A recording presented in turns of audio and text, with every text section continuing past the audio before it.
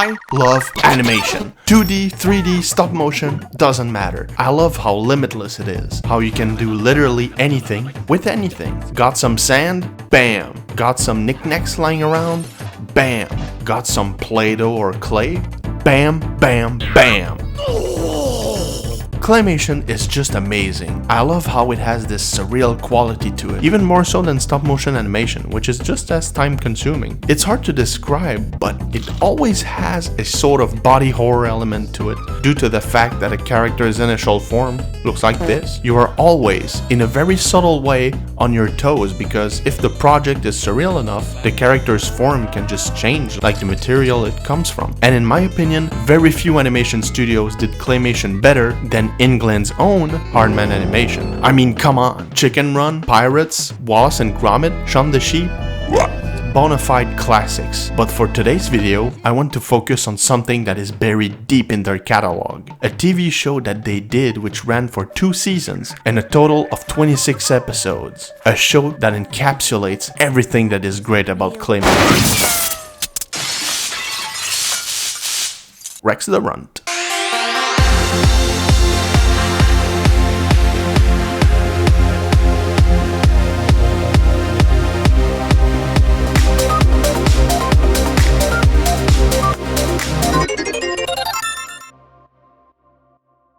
Subscribe to LZTR. To start with the characters rundown, we have Rex and his friends, Wendy, Bad Bob, and Vince.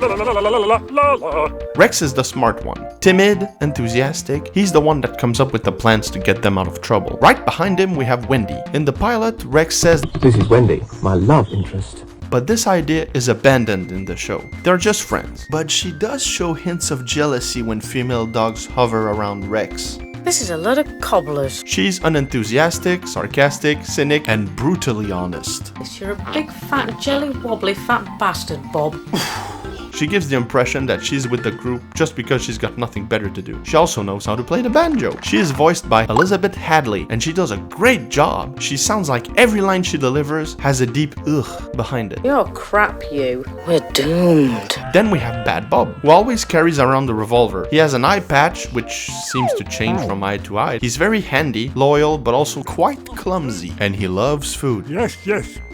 Oh yes. Which is cliche, but oh well. He is voiced by Kevin Wrench, who's also a writer on the show. Just like Andrew Franks, the guy who voiced Rex. Which I forgot to mention when talking about Rex.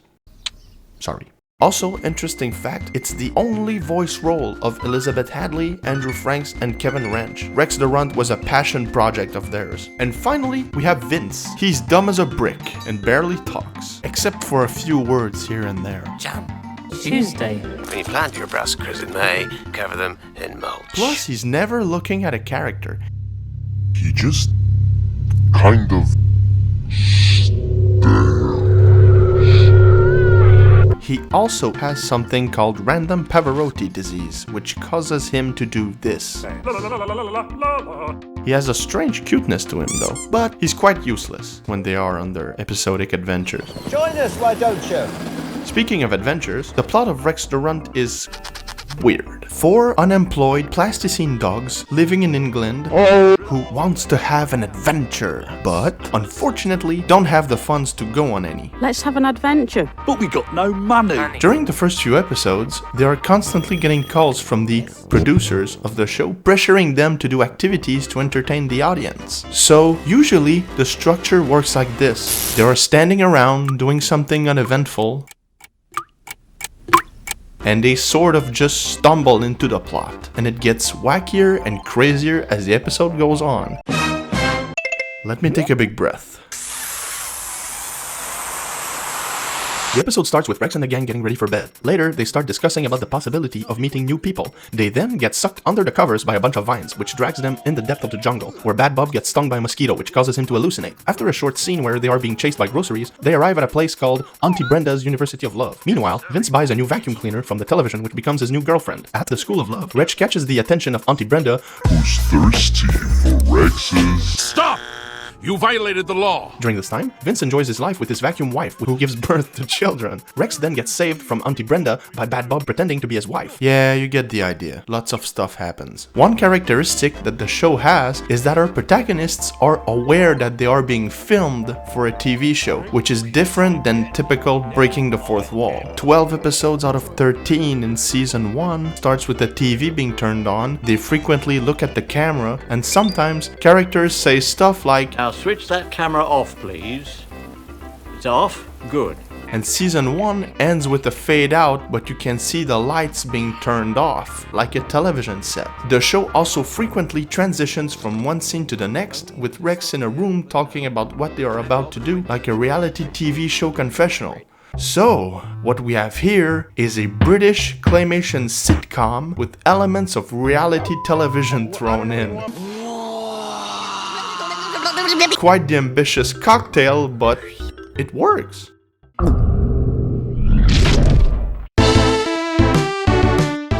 Aardman Productions usually feature these big, vibrant environments. They do with claymation what Studio Ghibli does with traditional 2D animation. And even though Rex the Runt is a smaller project, the attention to detail is there. In the episode Carbonara, when Rex takes a sip of water, you can see the water traveling his body. There's a character called Constable Funny Name whose teeth appear and disappear when he pronounces the letter S. I can't let that pass, miss. I've just seen you shoot him with my own eyes. And I must ask you to accompany me to the station. When Bad Bob holds his breath, for a few frames you can see his cheeks turning red, and there are some shots that are just beautiful to look at. Sure, since it's a smaller budget, you can see the fingerprints of the animators on the character's face, and they reused parts of the third pilot in the third episode. Enough for us to have a television adventure and a new pair of pants for every day of the week. I've got a better idea, Wendy. Let's have an adventure. But we got no money. Hey, gang, I think I've found the answer to our problems. Look! But I think it adds to the low-budget claymation charm of the show, and Rex the Runt is considered an oddity even in the not-so-large claymation family tree. Why? Well, look at it. Yeah, you've broken it. You don't see it? Alright, how about here?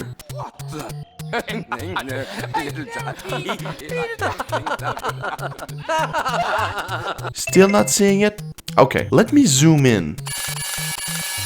See the reflection? Well, that is because Rex the Runt's models are not quite three-dimensional. They are made in 2D, then flattened and animated on a sheet of glass with the stock images that are used for backgrounds behind that sheet of glass. Another aspect that makes this show an odd duck is that there's a lot of instances where the characters just blatantly swear.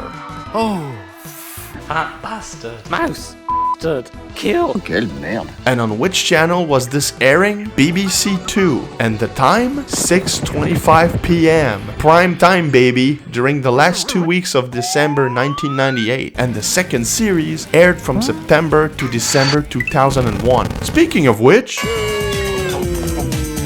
Season 2 is very different. The writing team is different, the reality television aspect is not as present except for a few specific moments, the animation is faster and bouncier, the voices of Rex and Bad Bob are different, and the thing that bugs me the most is how chaotic it is. That'll be a war on then! Marvellous timing! Nice try. Look, Vince, I wouldn't.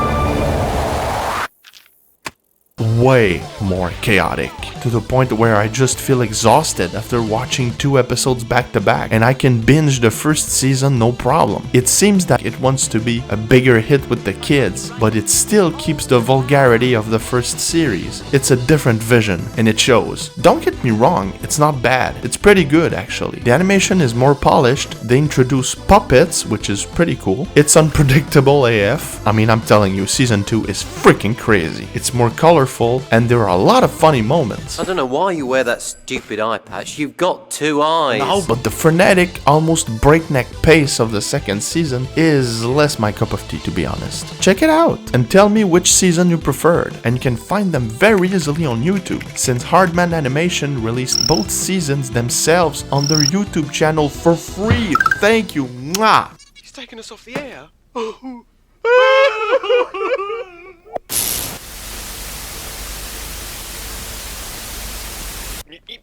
If you look at British television throughout history, they don't have many episodes and seasons. That is mainly because the entire run of a show is handled by the same team. Totally understandable and commendable if you ask me. It's their vision till the end. For example, Mr. Bean, one of my favorites, is just 15 skits from 1990 to 1995. Rex the Run season 1 was written by a team and the second season by a different team, but they were both created by Richard Golozowski, and he directed and he wrote many episodes as well. Also, when you look at the end of season 2, it feels like a finale, with almost every character showing up for a small cameo. Richard Golozowski has since moved on to other projects, which are all awesome. Rex the Runt was a creative, funny, and impressive little gem. It englobes what I love about this style of animation. The word of the day is craftsmanship. Human fingers constructing each parts to animate each movement to construct each frame. It's a style of animation that works whether it's made by a seasoned filmmaker backed by a studio with a budget or by a motivated person and his friends backed with just a home camera. It's impressive either way because the viewers know that it takes such an ungodly amount of time and patience to do that it borders on madness. Even a few video games had claymation in it. Claymation projects don't come out often and we should watch them when they do. It's a celebration of manual work and creativity.